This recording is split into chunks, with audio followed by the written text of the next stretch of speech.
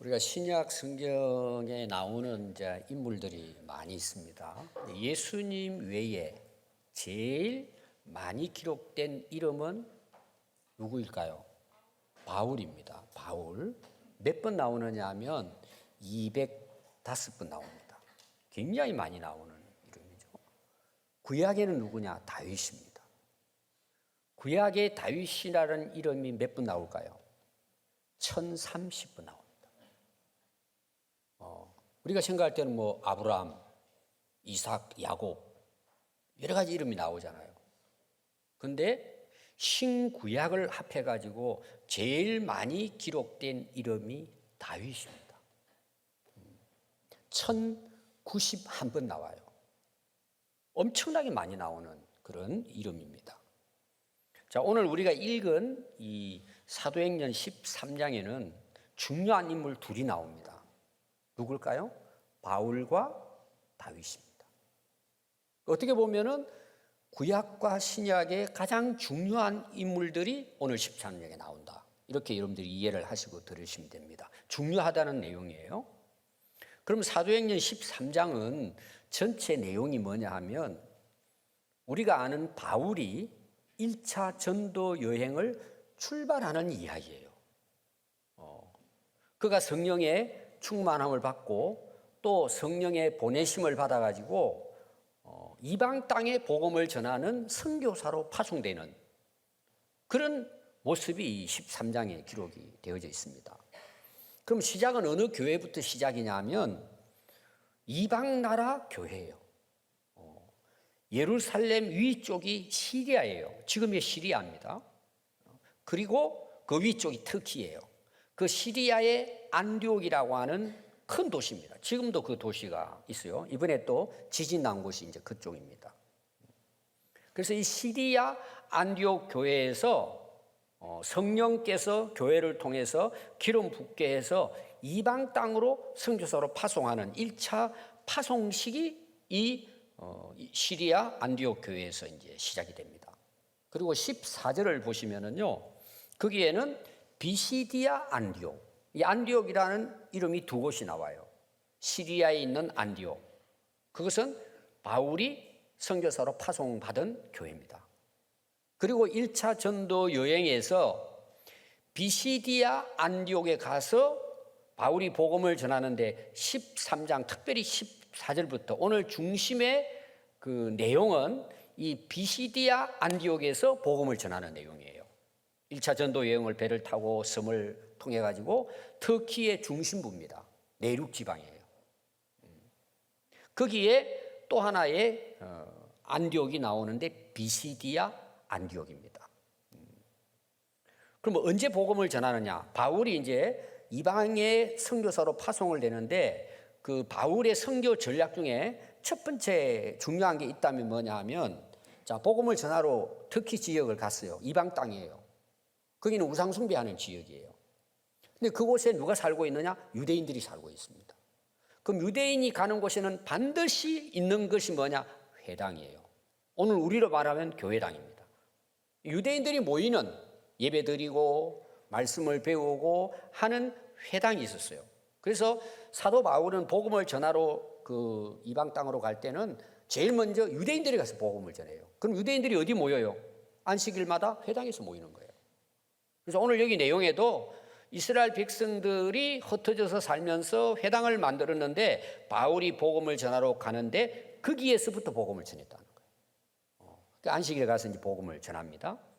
그럼 복음을 전하는 방법이 어떤 방법이냐 하면 역사를 통해서 복음을 전하는 거예요. 그 역사는 이스라엘 역사입니다. 왜 이스라엘의 역사를 이야기하느냐 하면 이스라엘 백성들은 구약에서 하나님이 택한 백성으로서 하나님이 율법을 주시잖아요. 또 선지자들을 통해서 예언을 한단 말이에요. 그래서 그 율법의 내용과 선지자들이 전한 말씀을 주제를 하나로 이야기하라면 우리를 구원할 메시아가 온다, 이거예요. 이게 어디서부터 시작이 되느냐? 창세기 3장 15절부터 말라기까지. 구약의 내용의 약속은 우리를 구원할 메시아 그리스도 예수님이 오신다는 약속에 대한 이야기예요. 그럼 유대인들은 이미 율법서와 또 선지서에 대해서는 박사들이에요. 다 알고 있어요. 그러니까 그들에게 먼저 예수님이 오셨다는 걸 증거하면은 그들이 쉽게 믿게 되겠죠. 근데 결과는 그렇지 않았어요. 그럼 누가 예수님을 십자가에 못 박았어요? 유대인들이에요. 그런데도 불구하고 바울은 그들이 가서 먼저 복음을 전하는 것은 뭐예요? 그들은 이미 하나님께서 알고 있고 그 메시아에 대한 기대를 그들은 하고 있단 말이에요. 기다리고 있었단 말이에요. 그러니까 먼저 가서 이방인들에게 전하는 것보다는 유대인들에게 전하면 훨씬 더 믿는 사람이 많아지겠죠. 그래서 가는 곳곳마다 유대인들을 찾아서 회당에 가서 복음을 전하게 된 것입니다. 그럼 그 복음을 전하는데 유대인들은 이미 구약에서 이스라엘 역사를 통해서 메시아의 올 것에 대해서 알고 있으니까 이스라엘 백성들에게는 구약의 역사를 예를 들어 가지고 복음을 전하는 것이 굉장히 효력이 있겠죠. 그래서 이스라엘 역사를 가지고 복음을 전하는 거죠. 그래서 그 역사에 하나님이 약속하신 대로 메시아, 그분이 누구냐? 다윗의 후손으로 오신 예수 그리스도이시다. 이걸 이제 증거를 한 것입니다. 그럼 여러분, 유대인들은 왜 예수님을 안 믿고 예수님을 십자가에 못 박았을까요? 아니, 율법을, 선지서를 다 알아요. 그걸 그냥 외울 정도예요. 아니, 제일 먼저 예수님을 믿어야 될 사람들이 예수님을 거절하고 십자가 못 박았단 말이에요. 여러분, 이게 이해가 안 되는 부분이잖아요. 다 알고 있으면 그들이 제일 먼저 믿어야죠. 그러나 믿음은 그렇게 이루어지는 게 아니라는 거예요. 오늘 우리가 한번 볼까요? 여러분, 오늘 여기 오신 분들 중에는 모태신앙이 있을 거예요. 일반적으로 뭐예요? 부모님이 예수 믿어가지고 아기를 가질 때부터 교회 나왔다는 뜻이에요. 굉장한 축복이죠. 그렇게 해서 유치부부터 해가지고 지금까지 살아오신 분들 여기 계실 거예요. 그럼 여러분들에게 여러분 스스로 물어보십시오. 예수님 잘 믿는지. 거기도 두 종류가 있을 거예요. 진짜 잘 믿는 사람도 있지만 모태신앙인데 어릴 때부터 지금까지 교회를 다녔는데도 하나님을 모르는 사람이 있어요. 예수님을 안 믿는다니까요. 교회 나와서 예배는 드려요. 이거 왜 그럴까요? 여러분, 믿음이라는 것은 성경을 많이 한다고만 되는 게 아니란 말이에요. 사람들은 그냥 교회 옛날부터 다니고 뭐 성경도 알고 그러니까 자기가 하나님 백성인 줄 알아요. 여러분, 실제로 뚜껑을 열어보면 그렇지 않은 사람이 너무나 많습니다. 그래서 우리가 주로 이런 표현도 써요. 모태신앙이 복이지만 또 신앙생활 잘하는 사람도 있지만 못된 신앙생활을 해요. 아주 못된 사람이 많아요. 그런 표현을 쓰지 않아요. 이거 왜 그럴 것 같아요, 여러분? 이유는 딱 하나예요. 오늘 말씀에 그 이야기를 하고 있어요. 바울이 그런 이야기를 하는 것입니다. 이거 왜 그럴까요? 바로 알지 못했다는 거예요. 여러분, 많이 아는 거 중요해요. 그러나 제대로 알아야 돼요. 여러분, 신앙생활을 하는데 성경을 달달 외우는 거 좋아요. 그런데 성경을 바로 알아야 돼요. 저는 목회자잖아요. 저는 제 개인적으로 봐서도 확연하게 이게 문제라는 걸 알아요. 그렇게 성경을 많이 읽고 외우는데도 불구하고 그 본래의 뜻을 모르는 사람들이 얼마나 많은지 몰라요. 여러분, 세계적으로 가장 똑똑한 학자들은 신학자들입니다. 일반 공부, 철학, 그 바탕 위에 신학을 하거든요. 그리고 그런 신학 교재를 쓰고 신학 사상을 만든 그 학자들은요, 세계적인 학자들입니다. 정말 뛰어난 머리를 가진 사람들이에요. 그리 않고는 여러분 어렵습니다, 그게. 근데 그 사람들이 하나님이 없다고 이야기하는 사람도 있어요. 성경을 자기 머리로 해가지고는 이상하게 자기 신학을 만들어내는 사람이 있어요. 기가 막힌 사람들이 있어요. 왜 그럴까요? 머리는 똑똑한데 성경은 많이 아는데 잘못 알고 있는 거예요. 여러분, 오늘까지 신앙생활 하시면서 여러분 스스로 모습을 보세요. 지금 여러분들의 삶을 보세요. 하나님 앞에 내가 신앙생활 하는 데 있어서 내가 정말 하나님을 잘 믿고 살아가고 있는지 여러분 스스로가 확인할 수 있어요. 왜 안 될까, 그것이요? 성경은 많이 알고 교회는 오래 다녔는데 성경을 바로 알지 못하고. 그러니까 십자가에까지 예수님 못 박았잖아요. 똑같아요, 여러분. 오늘날 여러분 교회에 유익이 되기보다는 오히려 교회를 욕먹게 하고 하나님의 이름을 욕되게 하는 사람은 누구들이에요? 다 교회 지도자들이에요. 새신자들이 아니에요. 그럼 왜 그럴까요, 여러분? 성경을 바로 알지 못하는 거예요. 한국 교회가 그렇게 부흥이 됐는데도 불구하고 왜 우리 성도들이 세상에 나가서 빛이 되지 못하고 왜 세상을 싸워서 이기지 못할까요? 성경을 잘못 알고 있기 때문이에요. 어떤 경우는 지도자들이 잘못 가르친 거예요. 왜? 잘못 아니까. 지금 바울이 왜 너희들이 예수님을 십자가에 못 박았느냐? 너희들이 선지자의 말과 율법을 다 하는데 왜 그러냐? 바로 알지 못했다고 이야기하는 거예요. 바로 알지 못했으니 그렇게 하잖아요. 그들에게 가서 이제 복음을 전한 것입니다. 근데 뭘 전하느냐? 그 내용은 이런 거예요. 여러분들이 그 오늘 내용을 다 보면 그렇게 돼 있고 복음서도 그래요. 그들이 십자가 못 박았잖아요. 너희들이 성경을 잘못 알아가지고 메시아로 오신 예수님을 너희들이 십자가 못 박아 죽였다는 거예요. 근데 하나님은 그를 다시 살리셨다는 거예요. 그냥 살렸는 것이 아니라 40일 동안 이 땅에 사시면서 우리들에게 보여주셨다는 거예요. 여러분, 예수님 부활은요, 깜빡 꿈에서 한번 보고 끝난 게 아니에요. 40일 동안 나타나셔서 예루살렘에 수없이 많은 사람들이 40일 동안 부활하신 예수를 만났어요. 그중에 바울도 만삭되지 못한 저도 예수님이 찾아오셔서 절 만나 주셔서 제가 사도가 됐다는 거예요. 그래서 이 복음의 증인이 됐다고 이야기하는 거예요. 바울은 목숨을 걸고 이 복음을 전하는, 이방 땅을 다니면서 전 세계를 다니면서 복음을 전하게 된 이유는 나는 부활하신 예수님을 만났다는 거예요. 그래서 담대하게 복음을 전했다는 것입니다.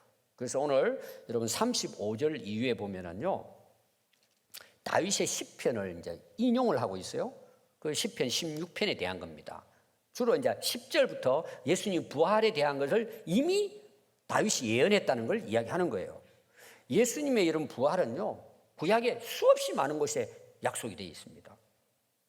그래서 누구든지 이 예수님을 힘입어 제3을 얻을 수 있고 율법으로 어렵다 하심을 얻을 수 없지만 예수님의 이름을 힘입어 그를 믿는 자는 누구든지 의로워질 수 있다는 거예요. 너희들이 율법을 잘 알고 율법을 지켰다고 의로워지는 것이 아니라 부활하신 예수님을 믿음으로 구원을 얻고 우리가 거듭나게 돼서 하나님 앞에 나갈 수 있다는 거예요. 결국은 뭘 이야기하죠? 구약에 인용을 해서 예수님의 복음을 전하고 있는 거예요, 바울이. 그랬더니요, 사람들이 충격을 받는 거예요. 아니, 우리 이스라엘 백성들이 정말 말씀을 몰라가지고 예수님을 십자가에 못 박았구나. 막 이들이 이제 가슴이 뜨거워진 거예요. 야, 우리가 이런 잘못을 했구나. 그러고는 바울에게 이야기합니다. 다음 주 안식일에도 오세요. 다음 주도 와서 우리에게 말씀 가르쳐 주세요. 그러고는 약속을 합니다, 바울이. 그러고는 이제 한 주간 지난 후에, 여러분 유대인들만 왔을까요? 거기에 지금 어느 안디옥이라 그랬죠? 비시디의 안디옥이에요. 대륙입니다. 내륙이 안에. 거기에 도시 살고 있는, 성경은 그렇게 이야기하고서 다 모였다. 오늘 여러분 성경 한번 보십시오. 그 뒤에 뒷부분에 여러분 거기 다시 와서 복음을 들었던 사람들에 대한 거기 이제 내용이 기록되고 있습니다. 거기에 도시에 있는 사람들이 다 왔다고 이야기해요. 다 왔다고.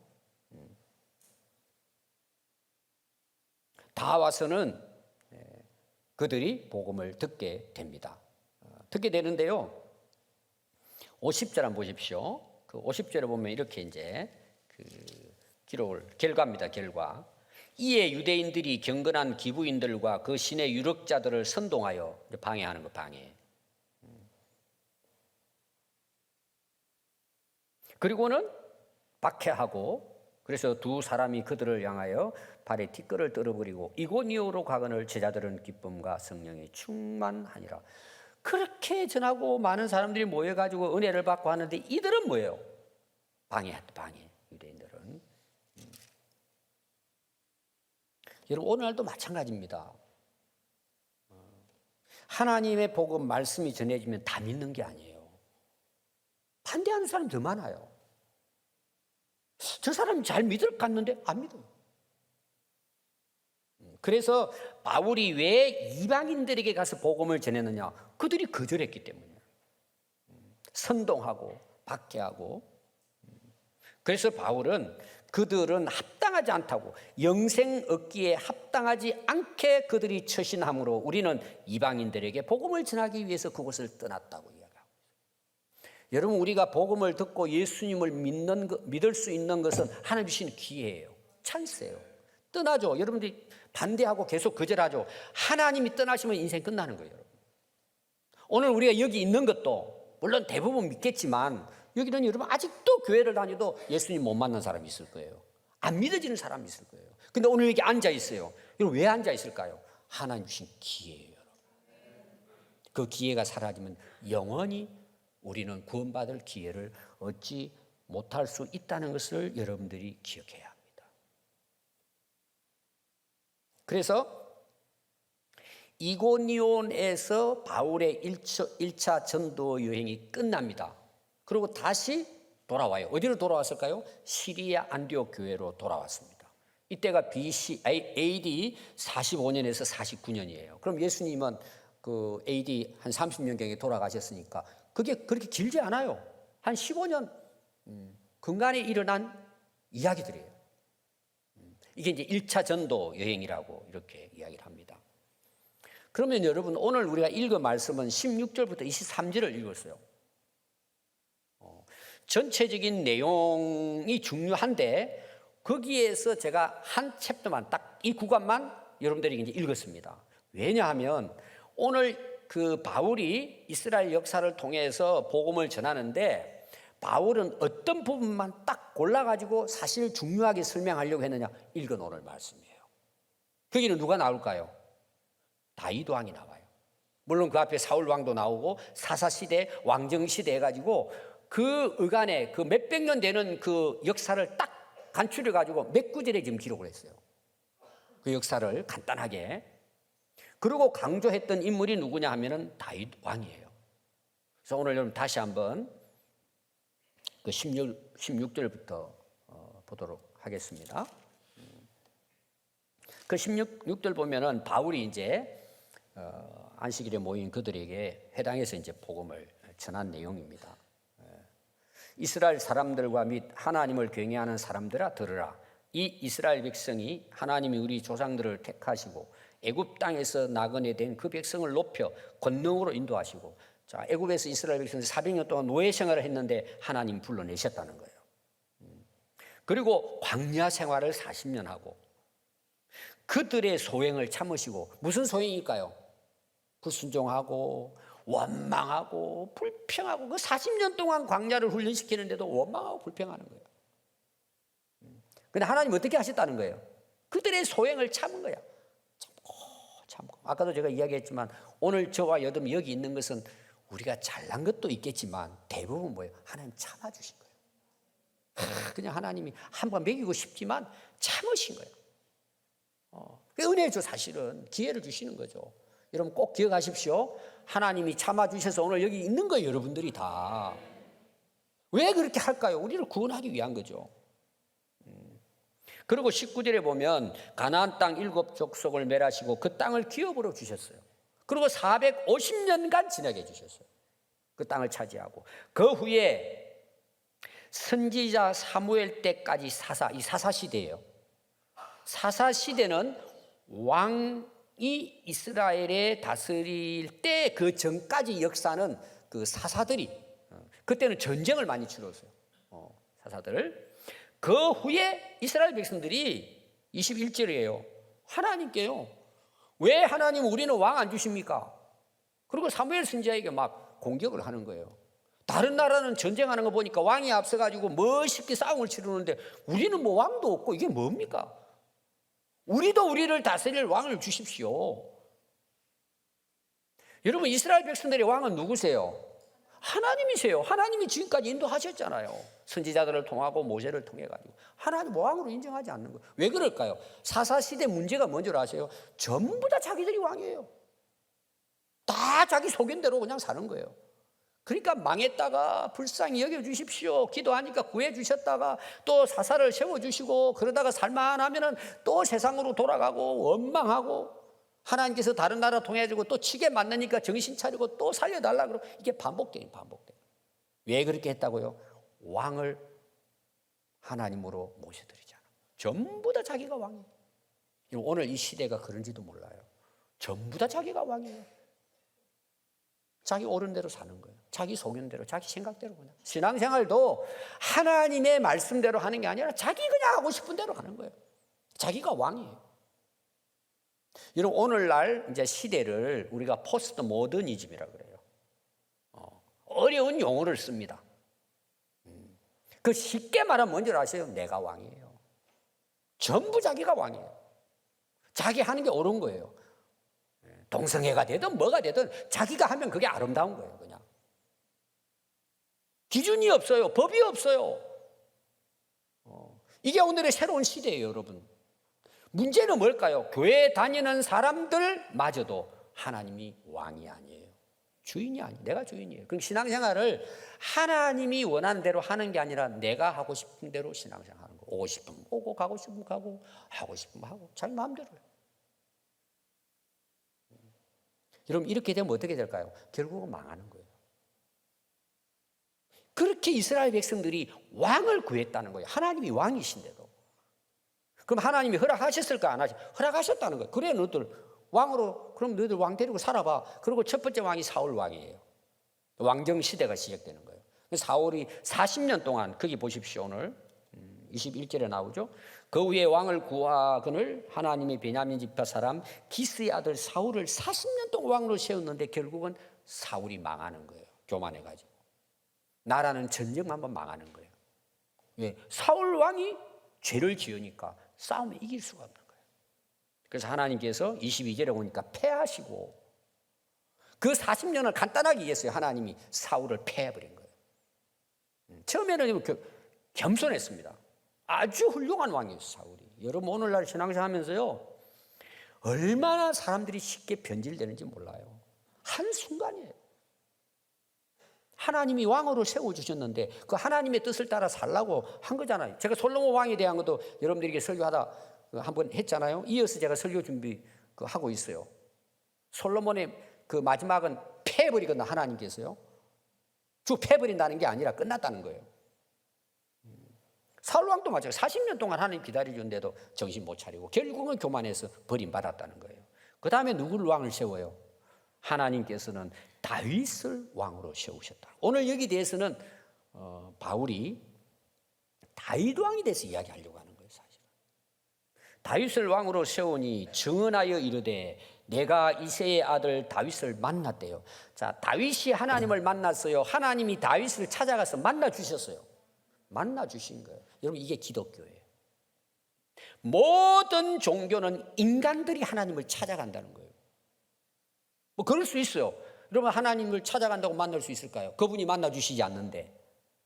오늘 저와 여러분들이 예수님을 믿고 내가 구원받은 것은 그분이 나를 찾아오셔서 만나 주셨기 때문이에요, 여러분. 이거는 기적이에요, 여러분. 만나 주신 거예요, 우리를. 그러면 다윗을 만나 주셨어요. 하나님은 사무엘 선지자를 통해서. 하나님이 다윗에게 뭐라 그러셨을까요? 내 마음에 맞은 사람이래요. 야, 하나님이 다윗을 딱 만났는데 전에 성경은 내 마음에 합한, 내 마음하고 똑같다는 다윗 마음이.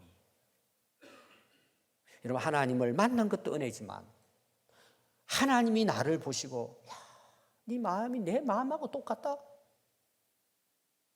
이거는 여러분 놀라운 은혜고 복이에요. 세 번째는 뭔지 아세요? 내 뜻을 너를 통해 다 이루겠다는 거예요. 기가 막힌 말씀이에요. 자, 성경에 그러면 이렇게 바울이 하나님을 만나고 하나님의 마음에 맞고 하나님의 뜻을 이룬 다윗의 실제적인 역사는 앞에 구약에 다 나와 있어요. 바울은 그걸 다 알고 있는 거예요. 몇 가지만 제가 여러분들에게 소개해 드리려고 합니다.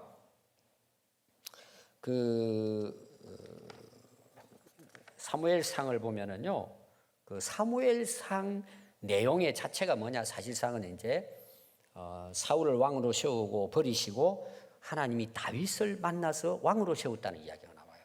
그게 사무엘상 16장입니다. 여러분 집에 가서 이제 1절부터 전체를 한번 읽어보시기 바랍니다. 자, 그 사무엘상 16장 1절에 보면 하나님께서 사무엘 선지자에게 내 사울을 버렸다 이제. 오늘 나오는 게 패했다는 내용이 나오죠. 버렸어 내가. 이스라엘 왕이 되지 못하게 하였거늘 네가 그를 위하여 언제까지. 그러니까 사무엘은요 이스라엘 그 첫 번째 왕을 하나님 버리시니까 너무 마음이 아픈 거예요. 사울 왕을 생각하니까 좀 정신 차리고 말씀대로 좀 살았으면 될 거를. 그럼 나라가 어떻게 돼요? 왕이 바뀌어지고 지금 전쟁이 나고 하면 얼마나 힘들겠어요. 사무엘은 그 사울 왕이 그렇게 하나님 버리신다는 게 마음이 아픈 거예요. 이 왕을 불쌍하게 여긴 거죠. 너는 뿔에 기름을 채워. 너 더 이상 이제 사울은 내가 버렸으니까 너 고민하지 말고 내가 너를 베들레헴 사람 이새에게 보내겠다는. 이새가 누구죠? 다윗의 아버지예요. 이는 내가 그의 아들 중에서 한 왕을 보았느니라. 이 내용이 굉장히 중요해요. 하나님이 사울 왕을 버리고 사무엘에게 너 이새의 집을 찾아가라는 거예요. 내가 이미 그 아들 중에 한 왕을 보았다는 거예요. 지금 왕을 세우지도 않았어요. 사무엘은 누군지도 몰라요. 내가 이새의 아들 중에 한 왕을 보았다는 거예요. 그게 누굴까요? 다윗이요. 내가 그걸 이미 봤다는 거예요. 이미. 참 놀라운 거죠. 여러분들은 하나님이 지금 보고 계시는데 어떻게 보실 것 같아요? 오늘 여러분 거기에 대한 내용이에요. 잘 한번 생각해 보세요. 16장 사무엘상 16장 12절에 이에 사람을 보냅니다. 그렇게 해서는요 다윗을 기름 붓는 내용이 나오고 있습니다. 이렇게 기록을 했어요. 16장 12절에 이에 사람을 보내어 그를 데려오매 그의 빛이 붉고 눈이 뛰어나고 빼어나고 얼굴이 아름답더라. 여호와께서 이르시되 이가 그니라. 아까 본 한 왕이에요. 이가 그니라는 거예요. 하나님께서 일어나 기름을 부어라 하시는지라. 사무엘이 기름 뿔병을 가져다가 그의 형제 중에서 그에게 부었더니 이날 이후로 다윗이 여호와의 영에게 크게 감동되니라 그랬어요. 여러분 다윗이 다윗된 첫 번째 중요한 것은 하나님이 만나 주신 거예요. 하나님이 기름 부어 주셨어요. 근데 기름 부었는데 다윗에게 하나님의 성령이 크게 임했다는 거예요. 다윗이 그렇게 하나님의 사람으로 세움받은 것은 다윗의 훌륭한 것보다 하나님이 그를 세우시고 그에게 성령으로 충만케 해주셨기 때문이에요. 여러분 오늘 읽은 여러분들이 그 사도행전 13장도 바울이 이방인의 선교사로 파송되는 것은 전부 다 보세요. 성령께서 세우셨다고 나와요. 성령께서 보내셨다고 나와요. 성령이 충만하면 권능을 받고 하나님의 복음을 땅 끝까지 증거하게 될 것이라고 해서. 그리고 사도행전은 성령의 역사예요. 오늘도 마찬가지예요. 하나님의 성령이 임할 때 하나님이 그를 통해 역사하시는 거예요. 두 번째는요. 하나님이 다윗을 만나니 내 마음에 합했다 그랬잖아요. 내 마음에 맞았다 그랬잖아요. 그게 어디 나오느냐? 사무엘상 13장 14절에 나와요. 지금은 왕의 나라가 길지 못할 것이라 여호와께서 왕에게 명령하신 바 왕이 지키지 아니하였으므로 여호와께서 사울 왕에게 찾아가가지고 사무엘이 이야기하는 거예요. 당신 지금까지 하나님 마음에 맞지 않게 그렇게 살았기 때문에 하나님 여호와께서 그의 마음에 맞는 사람을 구하여 여호와께서 그를 그의 백성의 지도자로 삼겠다고 하셨다고 이야기하는 거예요. 사울 왕에게.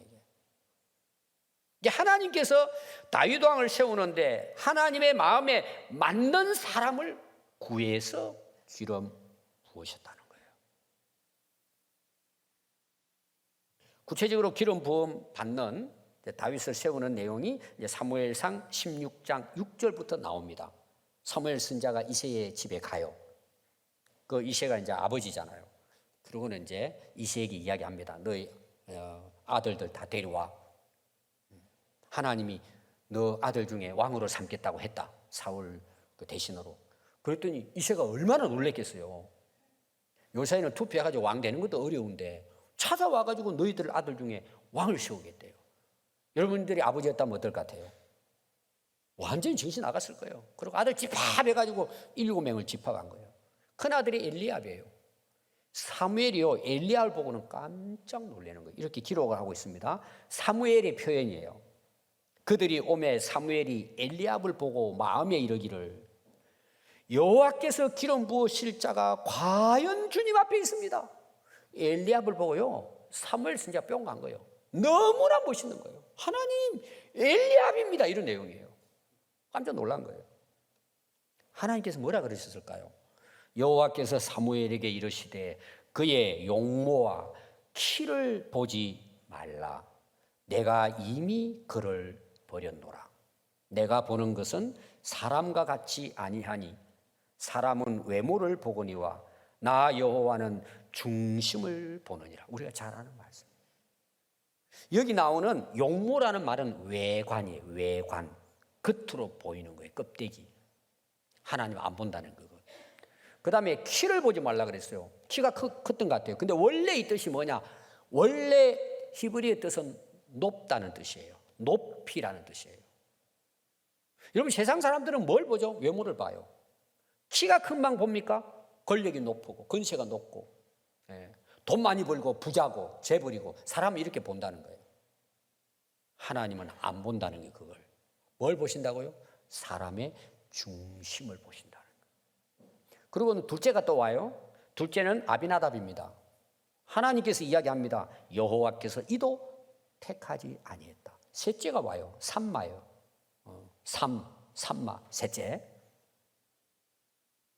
기름 불라 그러는데 여호와께서 말씀하십니다. 내가 택하지 아니했다. 7 형제들이 다 오는데 하나님께서 이렇게 이야기합니다. 이새에게 이르되 여호와께서 이들을 택하지 아니하였느니라. 아니 사무엘 선지자에게 이새의 아들 중에 왕으로 세우겠다 약속하고 기름 부으러 가라 하는데 7명 다 왔는데 없는 거예요. 그래서 사무엘 선지자가 물어봅니다. 이새에게 아니 왕 7명 왕을 세우는데 7명밖에 없냐 그랬더니 아니 막내 하나가 지금 그 형들의 양을 다 지키고 있습니다. 빨리 막내를 데려와라 그래요. 그 막내가 누구예요? 다윗이에요. 다윗은 생각도 못하고 있는 거예요. 양치고 있었어요. 그래서 아까 제가 이야기했죠. 앞에 12절부터 그 내용입니다. 하나님께서 다윗에게 기름 부으라고 하는 거예요. 성령이 그에게 임했다고 나옵니다. 여러분 사무엘상 이제 17장을 가면은 우리가 말하는 그러면 다윗의 중심이 뭘까라는 거예요. 우리가 그걸 알아야 되잖아요. 그게 17장부터 그 다윗의 그 생애 속에 쭉 나옵니다. 오늘 제가 중요한 것 한 곳 17장에 나오는 것만 여러분들에게 말씀드리겠습니다. 17장 내용은 뭐냐 하면은 이스라엘 전쟁이 일어나요. 사울 왕이 전쟁을 하고 갔는데 골리앗 앞에 다 놀래가지고 자빠진 거예요. 다 숨어가지고 전쟁 안 하려고 그래요. 그리고 또 군인들이 도망가고 있는 거예요. 사울 왕도 떨면서 싸울 수가 없어요. 골리앗 앞에서. 그때 다윗이 아버지의 심부름으로 매녀를 간 거예요. 오늘 말하면 도시락 싸가지고 먹을 거 해가지고 형 힘내라고 도시락 싸가지고 형을 찾아간 거예요. 보니까 다윗이요 골리앗이 막 하나님의 백성을 욕하고 하나님 이름을 모독하고 하는 걸 딱 듣는 거예요. 다윗은 그때 막내예요. 젊었어요. 군대에 불러가지도 못했어요. 어리니까. 형들은 다 군대 가 있는데 다윗이 그 광경을 봅니다. 여러분 같으면 어떨 것 같아요? 어린 나이에. 도망갔을 거예요. 대부분. 뭐 형 볼 것도 없어요. 큰일 났어요. 다 숨어서 있는데 자기가 어떻게 할 수 있어요? 그래서 다윗은 이렇게 이야기합니다. 주의 종이 사자와 곰도 쳐선적 살아계시는 하나님의 군대를 모욕하는 이 할례받지 않은 블레셋 사람이리이까. 그가 그 짐승의 하나같이 되리다. 지금 사울 왕에게 내가 가서 싸우겠다 그러니까 가지 말라는 거예요. 사울 왕은 네가 가면 죽는다. 그러니까 아닙니다. 주의 종이 사자와 곰도 쳤습니다. 이겼습니다. 살아계시는 하나님을 모독하는 저를 내가 짐승같이 죽이겠습니다. 왜 자기 짐승 죽여봤으니까. 또 다윗이 이르되 여호와께서 나를 사자의 발톱과 곰의 발톱에서 건져내 주셨습니다. 지금까지. 나를 이 블레셋 사람의 손에서도 하나님은 살아계시기 때문에 건져내십니다. 사울이 다윗에게 이르되 가라 여호와께서 너와 함께 할 것이다. 이게 다윗의 중심이에요. 겉으로 봐서는 싸울 수가 없어요. 이길 수도 없어요. 다윗 마음속에는 뭐예요? 아니 하나님의 이름을 모욕한다고? 지금까지 살아계신 하나님은 나를 도우시고 내가 짐승과 싸워서도 이기게 하나님 하셨다. 내 저놈을 짐승처럼 죽이겠습니다. 결국 허락을 합니다. 자 이제 싸우러 나가잖아요. 여러분 말은 할 수 있어요. 여러분 다 말은 잘하잖아요. 여러분 다 할 수 있어요. 믿습니다야 다. 오늘도 여러분들이 말씀 듣고 기도하고 은혜 받고 막 세상 나가서 다 이길 것 같죠? 나가보세요, 여러분. 거기에 푹 숙이고 또 세상에 또 굴종하고 사는 사람들이 얼마나 많습니까? 그러니까 예수 믿는 사람들, 여러분 안 믿는 사람 뭐라 그래? 말만 잘한대, 말만. 말은 다 잘하죠, 말은 다. 여러분 다윗이 거기서 끝났다면 성경에 올라오지도 않아, 이름이. 그 다음부터 내용이에요. 싸움부터 나갔을까 안 나갔을까? 골리앗 보고 여러분 골리앗하고 싸우려고 뛰어나갔을까 안 나갔을까? 뛰어나갔어요. 그런데 어떻게 싸우느냐는 내용이에요. 45절부터 나옵니다. 사무엘상 17장. 다윗이 블레셋 사람에게 이르되 너는 칼과 창과 단창으로 내게 나아오거니와 나는 만군의 여호와의 이름으로 곧 네가 모욕하는 이스라엘 군대의 하나님의 이름으로 내게 가노라는 거예요. 다윗은 누구 때문에 싸우죠? 이스라엘 백성들을 위해 싸우는 것도 아니에요. 자기가 싸워가지고 왕되기 위해 싸운 것도 아니에요. 목숨 건 것도 아니에요. 여호와의 이름을 위해서 싸운 거예요. 제가 나중에 결론을 맺겠습니다. 여러분 우리가 왜 살아요? 왜 우리가 죄악과 싸워야 돼요? 왜 우리가 악한 영들과 싸워야 돼요? 왜 세상의 미혹과 유혹과 싸워야 돼요, 여러분? 뭐 때문에요? 복받기 위해서요? 하나님의 이름 때문에 싸우는 거예요, 우리는. 하나님의 이름을 높이기 위해 싸우는 거예요. 다윗은 그런 중심이 있다는 거예요. 그리고 실제로 그걸 위해 목숨을 걸고 나갔다는 내용이에요. 오늘 여호와께서 너를 내 손에 넘기시리니 내가 너를 쳐서 내 목을 베고 블레셋 군대의 시체를 오늘 공중에 세워 땅의 들 짐승들에게 주어 온 땅으로 이스라엘 하나님이 계신 줄을 알게 하겠고 또 여호와의 구원하심이 창과 칼에 있지 아니함을 이 무리에게 알게 하리라. 전쟁은 여호와께 속한 것인즉 너희를 우리 손에 하나님이 넘겨주실 거라는 거예요. 왜 싸웠어요, 다윗이? 왕이 되기 위해서 싸웠습니까? 하나님은 지금도 여기 살아 계시고 있다는 것을 보여주겠다는 거예요. 여러분 우리의 싸움은 뭐예요? 그분의 이름을 높이는 것뿐만 아니라 하나님은 정말 당신 보니까 살아있어 보기 위해서 우리가 세상과 싸우는 거예요. 아무리 세상의 제약 가운데 살아도 우리가 깨끗하게 성결하게 바르게 사는 이유는 내가 복받고 내가 사람한테 칭찬 듣기 위하게 아니란 말이에요. 하나님이 살아 계신 것을 내가 보여주겠다는 거예요. 내가 망해도 예수 이름으로 망하는 거예요. 내가 감옥에 가도 복음을 위해 감옥 가는 거예요. 하나님 살아 계신 걸 보여주겠다는 거예요. 여러분 우리하고 차원이 다르잖아요, 다윗이. 여러분 다윗의 중심이 그런 거예요. 여호와 이름 때문이에요. 그분의 살아계심을 드러내기 위해서 다윗은 살았고 그리고 싸웠고 그걸 위해 왕이 된 거예요. 여러분 세 번째 내용인 바울은 뭐라고 이야기해요? 이 다윗을 소개하면서 이런 다윗을 통해 하나님이 내 뜻을 다 이루겠다고 하신 거예요. 그래서 여러분 사도행전 오늘 그 13장 22절부터 보면 패하시고 다윗을 왕으로 세우시고 정언하여 이르시되 내가 이새의 아들 다윗을 만나니 내 마음에 맞는 사람이라 내 뜻을 다 이루겠다. 23절에 보니까 하나님이 약속하신 대로 이 사람 다윗의 후손에서 이스라엘을 위하여 구주를 세우셨으니 곧 예수님이라는 거예요.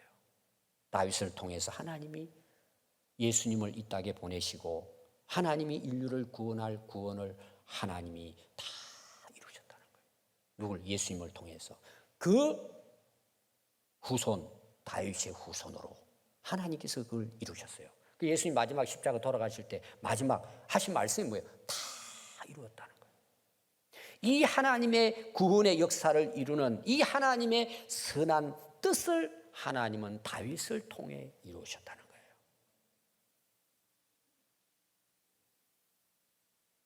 그래서 여러분 다윗은 하나님이 약속하신 것을 하나님이 다윗을 통해서 이 구원의 완성을 하셨다는 거. 이거 오늘 우리로 말하면 뭐예요? 이게 우리 교회의 사명이고 저와 여러분들이 하나님 백성으로 그리스도인으로 살아가야 될 뜻이에요.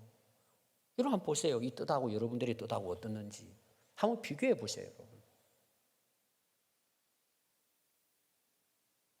여러분 시편의 89편이 이제 다윗에 대한 내용입니다. 여러분 이제 시는 다른 사람이 썼는데 다윗에 대한 내용이에요. 주께서 이르시되 나는 내가 택한 자와 언약을 맺으며 내 종 다윗에게 하나님 맹세했대요. 그 뜻을 이루기 위해서 내가 내 자손을 영원히 견고하게 하며 내 왕위를 대대에 세우리라. 예수님을 통한 구원의 완성을 이야기하는 거예요. 시편 89편 2절에 보면 내가 내 종 다윗을 찾아냈대요. 야, 기가 막힌 거예요. 하나님이 다윗을 찾아냈대요. 그리고 기름을 부었다는 내용이에요. 또 89장 26절에 보면 그가 내게 부르기를, 그러니까 다윗이 하나님께 대해서 이제 부르짖고 기도하고 하나님께 고백, 신앙 고백을 오늘 말한 거예요. 뭐라고 고백했느냐? 다윗은 하나님, 주님은 나의 아버지십니다. 주님은 나의 하나님이십니다. 주님은 나의 구원의 바위이십니다. 그럼 시편의 대부분 다윗의 고백이죠. 우리가 잘 아는 시편 23편은 어떻게 고백해요? 주는 나의 목자십니다. 자기는 왕이에요, 여러분. 하나님을 자기 목자래요. 자기는 양이래, 어린 양. 하나님이 인도하지 않으면 난 길 잃는 어린 애라는 거예요. 하나님을 인생의 주인으로 삼았다는 내용이에요. 그러니까 고백이 뭐죠? 나는 부족함이 없었습니다. 왕이 돼서가 아니에요. 자, 오늘 제가 여러분 이 말씀을 통해서 여러분들에게 세 가지 질문을 하려고 합니다. 우리가 정말 그리스도인이라면, 우리가 하나님을 믿는다면 이 세 가지 질문에 확실하게 여러분 대답해야 합니다. 첫 번째가 뭐겠어요? 나는 하나님을 만났는가라는 거예요. 여러분 하나님을 만나서 현재 하나님과 동행하십니까? 어떤 분은 그런 사람, 목사님 전에요, 저 하나님 만났대, 불 받았대, 꿈에도 만나고 하나님 만났대. 그럼 지금은? 그러면 말을 못해요. 전에 그랬대. 전에 가짜 하나님을 만났기 때문이에요. 여러분 하나님 만난 사람은 물론 실수할 수도 있고, 다윗도 실수했습니다. 유혹에 빠지기도 하고. 그러나 거기에 대해서는 흔들림이 없어요. 하나님이 나의 하나님이라고 하는 것에 대해서는 조금도 흔들림이 없어요. 왜 그런 줄 아세요? 내가 하나님을 노력해서 만나지 않았기 때문이에요. 그분이 나를 만나 주셨기 때문에 이거는 영원한 거예요. 그거는 경험한 사람은 알아요. 그런 사람 물으면 지금은 하나님 등지고 산대. 탕자처럼 산대요. 여러분 그건 신앙이 아닙니다. 오늘날 교회를 다녀도요, 하나님 없이 다니는 사람 많아요. 여러분 제자대학 하는 이유가 있어요. 딱 확인해 보면은요, 거의 대부분 드러나요. 목사님 진짜 내가 집사도 되고 장로도 목사도 됐는데 하나님 못 만난 사람이 있다는 사실이에요. 그러니까 오늘 한국 교회가 세상으로부터 여러분 요거도 먹지 않아요. 아니 하나님이 만나 주셨는데 변화가 안 된다고요? 여러분 그게 쏘고면 안 돼요. 하나님이 만나 주신 사람은 그때부터 새로운 삶이 시작이 되는 거예요. 돌아갈 수가 없어요, 여러분. 그러니까 하나님 만난 것은 기적이에요, 여러분. 신비함이에요, 여러분. 근데 많은 사람 나 하나님 만났대. 근데 생활을 보니까 엉터리야. 그건 가짜 하나님이에요. 꿈에 만난 자기 하나님이에요. 다윗은 하나님을 만났습니다. 자기가 원해서가 아니라 그분이 만나 주신 거예요. 이게 얼마나 큰 은혜인지 몰라요, 여러분. 이게 축복이에요, 여러분. 인생의 답은 하나님을 만날 때예요, 여러분. 그럼 세상이 다 보이는 거예요. 인생이 보이고. 여러분 하나님 만났습니까? 하나님이 여러분들을 만나 주신 것에 대한 믿음이 있습니까? 두 번째 질문입니다. 나는 하나님의 마음에 맞게 살고 있는가? 여러분 무슨 일을 하는데 하나님의 마음에 맞추어서 살아갑니까? 여러분 기도할 때 하나님의 마음에 맞는 사람으로 살기 위해서 기도하십니까? 어디에 관심을 두고 살아가고 있습니까? 사람 보이기 위해, 사람들의 관심을 사기 위해 여러분 살아갑니까? 여러분 하나님 내 마음 다 알고 계세요, 여러분. 중심을 다 알고 계신다니까요. 내가 하나님 마음에 맞춰 사는 것도 중요해요. 더 중요한 건 뭘까? 지금 이 말씀은 하나님이 하신 말씀이에요. 너는 내 마음에 맞대요. 하나님이 나는 하나님의 마음에 맞도록 살려고 노력은 하지만 하나님이 내 중심을, 내 속에 숨은 나를 보실 때 너는 내 마음에 맞다고 하나님이 인정하실까요? 세 번째입니다, 여러분. 나는 하나님의 뜻을 이루며 살고 있느냐는 거예요. 여러분, 하나님의 뜻을 위해 사십니까? 여러분들이 더 잘 아시잖아요. 여러분, 현재 삶은 누굴 위해 삽니까, 여러분? 여러분, 주기도문 보세요. 주기도문 중에서 가장 중요한 게 하나님의 뜻을 구하는 거예요. 그 앞에 나오는 내용이 뭐예요? 너는 세상 사람들처럼 주십시오, 주십시오 구하지 말고 이렇게 기도해라. 그게 주기도문이에요. 주기도문의 내용이 뭐예요? 하나님의 뜻이 저를 통해 이 땅에 이루어지게 해 주십시오. 여러분, 정말 하나님의 뜻을 위해 기도하십니까? 대부분 보면은 내가 어려워도 기도해야 됩니다. 하지 말라는 게 아니에요. 새벽기도, 한국 교회가 새벽기도로 부흥됐다 그러는데 여러분, 그 부흥을 뚜껑 열어봐야 돼요. 복 받기 위한 새벽기도예요. 내 문제 해결을 위한 새벽기도예요. 자, 그것도 필요합니다. 진짜 기도가 뭐예요? 여러분, 예수님은 밤새도록 새벽에 기도했어요. 예수님 뭘 기도했을 것 같아요? 하나님, 내 뜻대로 마시고 아버지 뜻이 이루어지게 해 주십시오 하고 십자가 지셨어요. 오늘날 왜 기도 안 하죠? 이유가 뭘 같아요? 자기 위해 사니까 기도할 게 없잖아요. 그리고 힘드니까 하나님께 도움 구하잖아요. 그 정도 기도로 끝나는 거예요. 누가 과연 깨어서 하나님의 뜻을 이루기 위해 금식하고 기도하냐 말이에요. 여러분, 심각하게 자기에게 질문해야 돼요. 오늘 이 세 가지는 하나님 앞에 갈 때까지 매일 질문하고 점검해야 돼요. 여러분, 사단 마귀는요, 엄청난 계략을 가지고 우리를 유혹하고 미혹합니다. 거기 붙들리면요, 나오기 어렵습니다, 여러분. 지난주 설교가 그거지 않습니까? 한번 매이면 여러분 나오기 어려워요, 여러분. 금식하고 깨어 기도해야 돼요, 여러분. 오늘 여러분 이 말씀을 생각하시면서 같이 한번 기도하겠습니다.